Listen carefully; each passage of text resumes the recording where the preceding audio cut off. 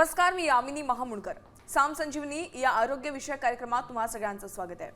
आजचा भाग विशेष आहे कारण आज 28 जुलै जागतिक हिपॅटायटिस दिवस आहे आणि या निमित्तानं आरोग्याची काळजी कशी घ्यावी यावर आपण सविस्तरपणे बोलणार आहोत. प्रेक्षकहो, आपल्या शरीरात यकृत म्हणजेच लिव्हर खूप महत्त्वाची भूमिका बजावतो. पण खाण्यापिण्याच्या सवयी किंवा इतर कारणांमुळे जेव्हा यकृत कमकुवत होतं तेव्हा वैद्यकीय मदतीची गरज भासते आणि अशा वेळी लिव्हर ट्रान्सप्लांट ही एक सामान्य आणि सुरक्षित वैद्यकीय प्रक्रिया कशी ठरते याबद्दल लोकांच्या मनात बरेच प्रश्न असतात. लिव्हर ट्रान्सप्लांट बद्दलचे गैरसमज कोणते, अवयवदान केलं तर कसं केलं जातं आणि ही शस्त्रक्रिया झाल्याच्या नंतर व्यक्ती पुन्हा आपलं निरोगी आयुष्य जगू शकतं का, या सगळ्या गोष्टींवर आज आपण डॉक्टर अमोल जाधव यांच्याशी संवाद साधणार आहोत. सर आपल्या स्टुडिओमध्ये आलेले आहेत. सर मनापासून स्वागत आहे. नमस्कार. धन्यवाद. थँक्यू. तर प्रेक्षकांनो, डॉक्टर अमोल आर जाधव हे 16हून अधिक वर्षांचा अनुभव असलेले प्रख्यात लिव्हर ट्रान्सप्लांट सर्जन आहेत. ते living donor liver transplant, cadaveric liver transplant, paediatric liver transplant, hepato pancreato biliary surgery, minimally invasive laparoscopic surgery, liver व पॅनक्रियास कॅन्सर सर्जरी तसंच ॲक्यूट आणि क्रॉनिक लिव्हर डिसीज मॅनेजमेंट या क्षेत्रात विशेष प्रावीण्य मिळवलेलं आहे. अत्याधुनिक तंत्रज्ञानाच्या मदतीने रुग्णांना सुरक्षित, प्रभावी आणि गुणवत्तापूर्ण उपचार देण्याचा त्यांचा दीर्घ अनुभव आहे. तर डॉक्टरांकडून आज आपण जागतिक हिपॅटायटिस दिवस निमित्तानं लिव्हरचं आरोग्य कसं जपायचं आणि लिव्हर ट्रान्सप्लांट बद्दलचे गैरसमज कोणते आहेत त्याविषयी मार्गदर्शन घेऊयात.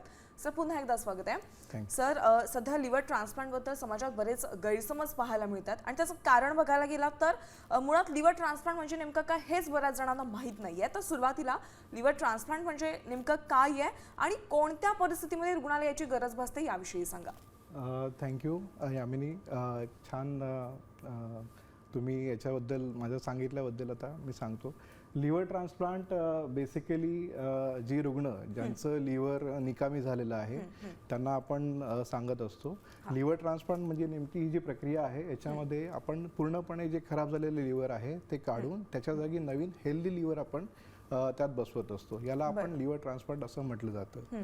आणि लिव्हर ट्रान्सप्लांट हे आपण सगळ्यांमध्येच सांगत नाही. ज्याच्यामध्ये बेसिकली जी पेशंटची लिव्हर निकामी झालेली आहे, ज्याला आपण डिकम्पन्सेटेड क्रोनिक लिव्हर डिसीजेस असं म्हटलं जातं किंवा ॲक्यूट लिव्हर फेल्युअर असं म्हटलं जातं, त्या पेशंटलाच आपण इंडिकेटेड लिव्हर ट्रान्सप्लांट सांगत असतो. बरं, समजायचं कसं की आता आपल्याला लिव्हरचा काही त्रास सुरू झालेला आहे किंवा लिव्हर निकामी होण्याची काही सुरुवातीला अशी लक्षणे दिसतात का आणि ती अशी कोणती लक्षणे आहेत की जी अजिबात दुर्लक्षित केले नको पाहिजेत रुग्णांनी, त्याविषयी सांगा. तर सुरुवातीला लिव्हरचे जे आपल्याला जे देवाने दिलेलं लिव्हर आहे ते जवळपास 70% लिव्हर आपल्याला रिझर्व्ह असतं. त्यामुळे लिव्हर आपल्याला सुरुवातीचे काही लक्षणं लगेच स्पष्टपणे सांगत नाही. तर जी अर्ली साईन्स आपण जे म्हणतो त्याच्यामध्ये थोडासा थकवा जाणवणं, कावीळ होणं, हातापायाला थोडी सूज येणं, हे आपण early signs of the liver साईन्सचे पण सांगत असतो. आणि प्लस ॲडव्हान्स जेव्हा लिव्हरचा आजार व्हायला लागतो किंवा लिव्हरचा आजार अजून पुढे वाढायला लागतो त्याच्यामध्ये रक्ताची उलटी होणं, पोटामध्ये पाणी होणं, हातापायाला सूज असते ती सूज अजून जास्त वाढणं, लिव्हरला जशी सूज वाढायला लागते तसं बाकीचे ऑर्गन्स असतात ते पण इन्व्हॉल्व व्हायला लागतात. त्याच्यामध्ये आपण हिपॅटो रिनल सिंड्रोम म्हणतो, ज्याच्यामध्ये हिपॅटिक एन्केफॅलोपॅथी असं म्हटलं जातं किंवा हिपॅटिक हायड्रोथोरॅक्स म्हणजे छातीमध्ये पण पाणी व्हायला सुरुवात होते. तर ह्या सगळ्या गोष्टी ॲडव्हान्स व्हायला लागतात, त्यावेळेस आपण त्यांना लिव्हर ट्रान्सप्लांट सजेस्ट करतो. बरं, पण सर सध्या बघायला गेलात की प्रत्येक घरामध्ये जसं बीपी आणि डायबिटीसचे पेशंट वाढलेले आहेत तसं प्रत्येक 2 घरामध्ये एक तरी आपल्याला रुग्ण भेटतो की ज्याला लिव्हरचा थोडाफार प्रमाणात तरी त्रास सुरू झालेला आहे. यामागचं नेमकं कारण काय, की सध्या जीवनशैली देखील बऱ्याच प्रमाणात बदललेली आहे. तर लिव्हरचे आजार होण्यामागची किंवा वाढण्यामागचे प्रमुख कारण काय आहेत त्याविषयी? तर आपण आपला जो भारत आहे हे डायबिटीजचा एक कॅपिटल झालेला आहे, हब झालेला आहे. आणि आता कसं मॉडर्न आपल्या सगळ्या ज्या टेस्टिंग झालेल्या आहेत, पेशंट सगळे जागरूक झालेले आहेत, पब्लिक थोडी जागरूक झालेली आहेत, तर त्यांनी स्वतःहून आता टेस्ट करायला सुरुवात केली आहे. त्याच्यामुळं हा जो इन्सिडन्स आहे हा वाढलेला आहे. आणि त्याचप्रमाणे जशी आपली जीवनशैली पण बदलली, जसं तुम्ही सांगितलं तसं डायबिटीजमुळे, ओबेसिटीमुळे, बैठी जीवनशैली याच्यामुळे किंवा ड्रिंकिंग, ह्या सगळ्या गोष्टीमुळे आता बऱ्यापैकी लिव्हरचे आजार बळकावलेले आहेत. बरोबर आहे. ज्यामध्ये सर्वात ना फॅटी लिव्हरचं प्रमाण खूप जणांचं ऐकलेलं आहे. फॅटी लिव्हर किंवा मद्यपान, हिपॅटायटिस आणि चुकीची जीवनशैली या सगळ्यांचं प्रमाण वाढलेलं आहे आणि याचा परिणाम लिव्हरवर किती होतोय? तर सगळ्यांच्या याच्यामध्ये फॅट जसं आपल्या शरीरावरती असतं तसं लिव्हरमध्ये पण 5 to 10% फॅट असतं. बरोबर. पण फॅटी लिव्हर आपण कोणाला म्हणतो की ज्याच्यामध्ये हे जे फॅटचं प्रमाण आहे हे मोर दॅन 10% पेक्षा वाढायला सुरुवात झालेली आहे.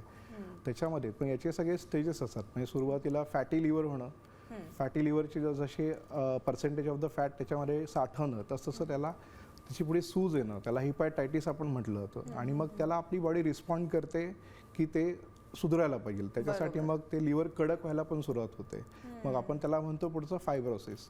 तर फायब्रोसिस ही नेक्स्ट स्टेप असते. आणि शेवटी अल्टिमेटली ही जर आपण ह्या गोष्टी सगळ्या प्रिव्हेंट केल्या नाही, ह्या गोष्टींची आपण काळजी घेतली नाही, तर ते लिव्हर कडक होऊन सिरोसिसकडे वळायला लागतं. कधी कधी ते डायरेक्टली कॅन्सरला पण होऊ शकतं. तर हे सगळं लिव्हर सिरोसिस म्हणजे हे सगळ्या स्टेजेस वाईज ते जात असतं त्याच्यामध्ये. पण हे फॅटी लिव्हर होण्यामागचं नेमकं कारण काय आहे? नेमकं महत्त्वाचं कारण आत्ताच्या याच्यामध्ये डायबिटीज, ओबेसिटी, ज्याला आपण मेटाबॉलिक सिंड्रोम असं म्हटलं जातं, किंवा आपल्या शरीरातले लिपिड्स किंवा ट्रायग्लिसाइड्स किंवा कोलेस्टेरॉल, वाईट कोलेस्टेरॉल वाढणं, ह्या सगळ्या गोष्टीमुळे ते होतं. आणि ॲडिशनली अल्कोहोल आहे, ॲडिशनली स्मोकिंग आहे, बाकीचे हिपॅटायटिसचे व्हायरसेस आहेत, त्याच्यामध्ये बी आणि सी हे दीर्घकाळाचे आजार करतात. आणि अजून डिसीजेस आहे ज्याच्यामध्ये मेटाबॉलिक डिसीजेस म्हटलं की विल्सन डिसीज आलं, किंवा अजून आयर्नचे डिसऑर्डर्स आले. बरोबर. ह्या सगळ्या गोष्टींमुळे आपल्याला लिव्हर खराब होतं किंवा फॅटी व्हायला लागतं. मग फॅटी लिव्हर कोणत्या वयोगटातल्या रुग्णांना सर्वाधिक फॅटी लिव्हरचा त्रास? म्हणजे आता ओबेसिटीचा तुम्ही उल्लेख केला, तर लहान मुलांना देखील आजकाल ओबेसिटी बघायला मिळते. मग त्यांच्यामध्ये देखील फॅटी लिव्हरचा त्रास होऊ शकतो का? हो, त्यांच्यामध्ये पण आता होऊ शकतो. कारण बरेचपैकी आता आम्ही जेव्हा लहान होतो त्यावेळेस मैदानी खेळ वगैरे जास्त असायचे. पण आता याच्यामध्ये जास्त करून कम्प्युटरवर बसणं झालं किंवा त्यांचं ह्या सगळ्या गोष्टी झाल्या, यांच्यामुळे त्यांची जी हालचाल झाली आहे ती कमी झालेली आहे. आणि जेवण आपण जे नॉर्मली असतं त्या जेवणामध्ये पण आजकाल बराच बदल झालेला आहे. ह्या सगळ्या गोष्टींमुळे आजकालच्या याच्यामध्ये फॅटी लिव्हर म्हणजे बच्चूंमध्ये पण फॅटी लिव्हर दिसणं हे बऱ्यापैकी कॉमन झालेलं आहे. बरोबर. हां, आता सर प्रेक्षकांना प्रश्न पडला असेल की सर फॅटी लिव्हर आम्हाला पण थोड्या प्रमाणात त्याचा त्रास सुरू झालेला आहे, मग फॅटी लिव्हर असेल किंवा सिरोसिस झालेला असेल, मग अशा प्रत्येक रुग्णाला तर लिव्हर ट्रान्सप्लांटचीच गरज असते का, की काही इतर उपचार केल्यावर ते बरे होऊ शकतात? तर सगळ्यात पहिले फॅटी लिव्हर कसं झालं किंवा कसं झालं हे कसं आपण डायग्नोसिस करायचं असतं. तर नॉर्मली आपण लिव्हर फंक्शन टेस्ट करत असतो. लिव्हर फंक्शन टेस्टमध्ये आपल्याला लिव्हरचे एन्झाईम्स वाढलेले असतात किंवा काहीतरी ॲबनॉर्मल लिव्हर एन्झाईम झालेले असतात जे 2 टाइम्स ऑफ नंबर असतात. मग ह्याच्या पुढची जी स्क्रीनिंग टेस्ट असते त्याच्यामध्ये आपण सोनोग्राफी करतो. सोनोग्राफीमध्ये आपल्याला लिव्हर एकतर मोठं झालेलं असतं, हिपॅटोमेगॅली आपण म्हणतो, किंवा लिव्हर कडक झालेलं असतं ज्याला आपण लिव्हर सिरोसिस म्हणतो. ही सोनोग्राफी एकदा कोणी सांगितली. त्याच्यापुढचं आपण फर्दर अजून मोर सेन्सिटिव्ह टेस्ट असते, ती असते फायब्रोस्कॅन. तर फायब्रोस्कॅनमध्ये आपल्याला 2 गोष्टी कळतात. तर एक तर असते लिव्हरची लवचिकता किती आहे आणि लिव्हरचं फॅट किती आहे. अजून त्याच्या पुढची टेस्ट केली तर MR इलॅस्टोग्राफी म्हणजे MRI करायचं असतो. तर हे सगळे जे टेस्ट असतात ह्या एक एक करून आपल्याला गोष्टी कळत असतात.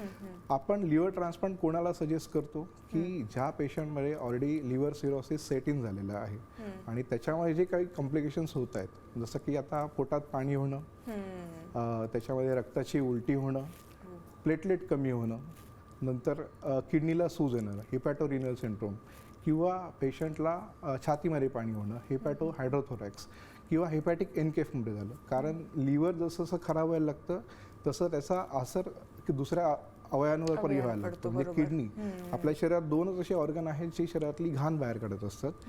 तर लिव्हर जेव्हा खराब व्हायला लागतं तेव्हा किडनीचं काम पण वाढायला लागतं. मग जेव्हा किडनी पण प्रॉब्लेमॅटिक होते तेव्हा हा आपल्याला लिव्हर ट्रान्सप्लांटची आपण गरज त्यांना सांगत असतो. बरं, आता तुम्ही हे म्हणालात की एकदा लिव्हर खराब झाला का त्याचा परिणाम शरीरातील इतर अवयवांवर देखील पडतो. मुळात लिव्हर एक्झॅक्टली काय काम करतो याविषयी अगदी थोडक्यात सांगा. आता लिव्हर आपण जे काही जेवण जेवतो आहे हे सगळं अन्ननलिकेतनं जातं, पुढे ते जठरामध्ये सगळं बारीक केलं जातं आणि पुढे ते ढकललं जातं.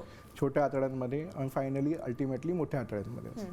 तर ह्या सगळ्या आतड्यांमधून जे पण आपण जेवण जेवतोय म्हणजे याच्यामध्ये प्रोटीन्स आले, तुमचे कार्बोहायड्रेट्स आले, इवन तुम्ही काही पण जे पण पितायत म्हणून अल्कोहोल आलं किंवा काही सगळ्या ज्या गोष्टी आहेत ते सगळं ॲब्झॉर्ब केलं जातं आणि फायनली ते पोर्टल वेन नावाची एक जी मोठी नस आहे त्या नसमधून जाऊन ते लिव्हर फिल्टर करतं. आणि फिल्टर करतं. लिव्हर हा आपल्या शरीरातला कारखाना आहे, म्हणजे त्याच्यामध्ये तो प्रोटीन पण तयार करणार आहे, कार्बोहायड्रेट्स पण तयार करणार आहेत आणि फॅट वगैरे हे सगळ्यांचं तो लायपोलिसिस करत असतो. तर ह्या सगळ्या गोष्टींचं अल्टिमेटली सगळं झाल्यानंतर तो हार्टला ते पुढे पाठवतो आणि हार्ट सगळीकडे ते पसरत असतो. लिव्हरचं आपण जे पण जेवतो, खातो, पितो हे सगळ्या गोष्टी लिव्हरनं जावं लागतं. म्हणून लिव्हर खूप महत्त्वाचा ऑर्गन आहे आपल्या शरीरामध्ये. याचे जवळपास 500च्या वरती फंक्शन्स आहेत. महत्त्वाचे फंक्शन्समध्ये आपण घेतलं तर त्याच्यामध्ये असं प्रोटीनचं मेटाबॉलिझम करणं किंवा प्रोटीन बिल्डअप करणं. सेकंड आहे शरीरातली टॉक्सिक पदार्थ बाहेर काढणं. थर्ड आहे सगळे विटॅमिन्स किंवा इम्युनोसपरेशन, इम्युनिटीच्या जे काही घटक आहेत ते सगळं डेव्हलप करणं. चौथं आहे शरीरातली घाण बाहेर काढायचं. आणि अल्टिमेटली सगळ्या गोष्टींचं जे एक बघितलं झालं तर हे सगळं लिव्हर जे आहे सगळ्या ऑर्गनशी रिलेटेड आहेत. तर जेव्हा लिव्हर खराब व्हायला लागतं तेव्हा सगळं ऑलमोस्ट सगळ्या गोष्टी आपल्या डाऊन व्हायला लागतात. बरोबर. सर आता ट्रान्सप्लांटचे देखील बरेच प्रकार आहेत लिव्हर ट्रान्सप्लांटचे, त्याच्यामध्ये लिव्हिंग डोनर एक आहे आणि कॅडाव्हेरिक लिव्हर ट्रान्सप्लांट. तर या दोन्ही ट्रान्सप्लांटच्या पद्धतींमध्ये नेमका फरक काय आहे? कॅडाव्हेरिक लिव्हर ट्रान्सप्लांट म्हणजे डिसीज्ड डोनर लिव्हर ट्रान्सप्लांट, जे आपण बघतो की एखादा पेशंट रस्त्यावरती त्याला हेड इंजुरी झाली आहे किंवा एखादा ओल्ड एज पेशंट आहे ज्याला हायपरटेन्शन होऊन त्याच्यामुळे डोक्यामध्ये आयसी ब्लीड म्हणजे ब्लीड झालेला आहे. असे पेशंट डॉक्टर घोषित करतात की ब्रेन डेड झालेला आहे, पण त्याचे अदर ऑर्गन्स सगळे चालू आहेत. तर अशा कंडिशनमध्ये तिथले इंटेन्सिव्हिस्ट म्हणा किंवा न्यूरोलॉजिस्ट म्हणा ते घोषित करतात. तर ते जे पूर्ण लिव्हर जे डोनेट करतो आपण त्याला कॅडाव्हरिक ऑर्गन डोनेशन असं म्हटलं जातं. ज्याच्यामध्ये आपल्याला हार्ट पण असतं, त्याच्यामध्ये लंग्स पण असतात, लिव्हर असतात, पँक्रियाज असतो, किडनीज असतात, इवन आता हँड ट्रान्सप्लांट पण सुरू झालेले आहेत, स्मॉल इंटेस्टाईन पण सुरू झालेलं आहे. तर हे सगळ्या गोष्टी एकमेकांशी डोनेशन असतो. याला आपण डिसीज्ड डोनर लिव्हर ट्रान्सप्लांट म्हणतो. आणि दुसरं जे आहे लिव्हिंग डोनर. लिव्हिंग डोनरमध्ये आपलं बेसिकली लिव्हर जे आहे, जसं मी तुम्हाला सुरुवातीला सांगितलं की 70% आपल्याकडे लिव्हर रिझर्व आहे. तर we can donate part of the liver. तर we can donate up to 50-55% we can donate of the liver. जर हे आपल्याला बच्चूला द्यायचं असेल तर आपण 20 ते 30% पण लिव्हर देऊ शकतो. तर त्याला बायलॅटरल म्हणजे बाय सेगमेंटल एक असतं किंवा लेफ्ट लॅटरल सेगमेंट म्हटलं जातं किंवा सिंगल सेगमेंट मोनो सेगमेंट पण म्हटलं जातं. तर बच्चूंसाठी हे जे आहे ते आपण पार्ट ऑफ द लिव्हर देतो आणि अडल्टसाठी जे आहे ते एखादा राईट लोब किंवा लेफ्ट लोब असं म्हटलं जातं. तर राईट लोबमध्ये जवळपास अराउंड 50-55% आपण लिव्हर घेतो. बरं, तुम्ही लिव्हिंग डोनरचा जो प्रकार आहे तो कशा पद्धतीने केला जातो त्याविषयी तुम्ही सांगितलात. आता जर लिव्हर कोणी केलं पाहिजे, म्हणजे जिवंत व्यक्ती लिव्हर दान करू शकते का, आणि त्याचा दाताच्या आरोग्यावर नेमका काय परिणाम होतो? तर आपण लिव्हिंग डोनर ही आता मागच्या जवळपास एक 28 वर्षापासून लिव्हिंग डोनर सुरू झालेलं आहे, जे इंडियामध्ये सुरू झालेलं आहे. त्याच्यामध्ये जी व्यक्ती असते ती घरातली कोणीतरी त्याची नातेवाईक पाहिजे. एकतर ते फर्स्ट डिग्री रिलेटिव्ह असतात, त्याच्यामध्ये ते भाऊ बहीण किंवा आई वडील किंवा त्यांची वाईफ हे फर्स्ट डिग्री रिलेटिव्ह असतात. आणि सेकंड डिग्री रिलेटिव्ह असतात. तो 18 ते 50 वयोगटातला पाहिजे आणि त्याला कुठलाही असा प्री एक्झिस्टिंग डिसीज नसायला पाहिजे. जसं की त्याला कुठलाही डायबिटीज असणार आहे किंवा त्याला कुठला हार्टचा इश्केमिक आजार असा काही झालेला असेल ते नसायला पाहिजे किंवा त्याला कॅन्सर नसायला पाहिजे. ह्या सगळ्या गोष्टींची आपण पूर्ण टेस्टिंग केल्यानंतरच तो जवळपास त्याच्या सगळ्या ज्या टेस्ट असतात त्या सगळ्या एक 50 ते 55 टेस्ट केल्या जातात. त्याला प्रत्येक डॉक्टरना भेटावं लागतं. त्याच्यामध्ये काही लपलेले आजार आहेत का ते सगळ्या टेस्ट बघितल्यानंतरच तो लिव्हर दान करू शकतो. तर हा 18 ते 50 वयोगटातला हेल्दी पर्सन ज्याचं वजन जास्त नाही पाहिजे, म्हणजे ओबेसिटी वगैरे सगळ्या गोष्टी आपण BMI जो म्हटला जातो ते 18 ते 25 याच्यामधला असायला पाहिजे. बाकी त्याला बाकीच्या ज्या गोष्टी आहेत त्या गोष्टींचं काही व्यसन नसायला पाहिजे, तोच व्यक्ती आपल्याला लिव्हर डोनेट करू शकतो. आता सर मुळात शस्त्रक्रिया म्हटल्यावरच बऱ्याच जणांना धडकी भरते की शस्त्रक्रिया करायची, आणि त्यामध्ये हे तर लिव्हर ट्रान्सप्लांट करण्याची प्रोसेस आहे. तर लिव्हर ट्रान्सप्लांट शस्त्रक्रिया ही किती सुरक्षित आहेत त्याविषयी सांगा, आणि यशस्वी उपचारासाठी कोणत्या गोष्टी महत्त्वाच्या असतात? राईट. तर जगामध्ये सगळ्यात पहिले जे ट्रान्सप्लांट सुरू झालं तर ते 1967मध्ये सुरू झालं. तर सुरुवातीच्या काळामध्ये पहिले 3-4 जे ट्रान्सप्लांट होते त्याच्यामध्ये ऑलमोस्ट 100% मॉर्टॅलिटी होती, म्हणजे पेशंट कम्प्लीट म्हणजे डेथ झाली होती. आणि जसं आता पुढच्या इम्युनोसप्रेशनच्या गोळ्या आणि आधुनिक तंत्रज्ञान किंवा टेक्निक किंवा सर्जिकल ट्रेनिंग हे सगळ्या गोष्टी वाढायला लागल्या, त्याप्रमाणे पेशंटचं लिव्हर ट्रान्सप्लांटचं जे सक्सेस आहे, हे प्रोसिजरचं सक्सेस आहे ते वाढायला लागलं. आत्ता करंटली वर्ल्ड वाईड आपण सगळे जे म्हटलो तर त्याच्यामध्ये सक्सेस रेट हा अराउंड 93-94% आहे. म्हणजे जवळपास 10 पेशंट जर आपण बघितले तर 9-9.5 पेशंट बऱ्यापैकी बरे होऊन जातात. फक्त 1-2 पेशंट असतात त्यांना तो त्रास होतो. तर ही शस्त्रक्रिया बऱ्यापैकी आता सुरक्षित झालेली आहे.